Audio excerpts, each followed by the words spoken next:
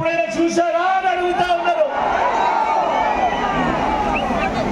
అవ్వ తాతలకు, నా అవ్వ తాతలకు ఇంటికి 3,000 రూపాయలు పెన్షన్ గతంలో ఎప్పుడైనా జరిగిందా అని అడుగుతా ఉన్నాను.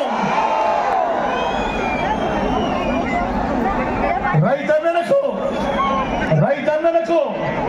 పెట్టుబడికి సహాయంగా రైతన్నలకు రైతు భరోసా ఎప్పుడైనా జరిగిందా అని అడుగుతా ఉన్నాను.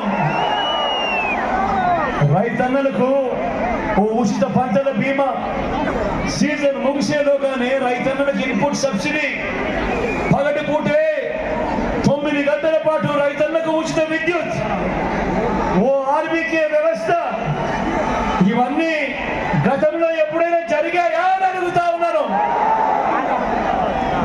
స్వయం ఉపాధికి అండగా ఉంటూ, స్వయం ఉపాధికి తోడుగా ఉంటూ సొంత ఆటోలు, సొంత టాక్సీలు నడుపుతా ఉన్నా ఆ డ్రైవర్ అన్నలకు తోడుగా ఓ వాహన మిత్ర, నేతన్నలకు నేతన్న నేస్తం, మత్స్యకారులకు మత్స్యకార భరోసా,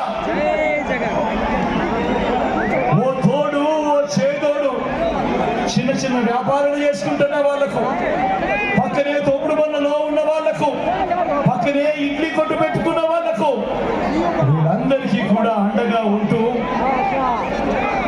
శ్రమజీవులకు తోడుగా ఉంటూ ఓ చేదోడు ఓ తోడు అనే పథకం, లాయర్లకు ఓ లానేస్తం, ఇలా స్వయం ఉపాధి రంగంలో ఇంతమందికి తోడుగా ఉంటా ఉన్న పరిస్థితులు కానీ, ఈ పథకాల పేర్లు కానీ గతంలో ఎప్పుడైనా జరిగాయా అని అడుగుతా ఉన్నాను.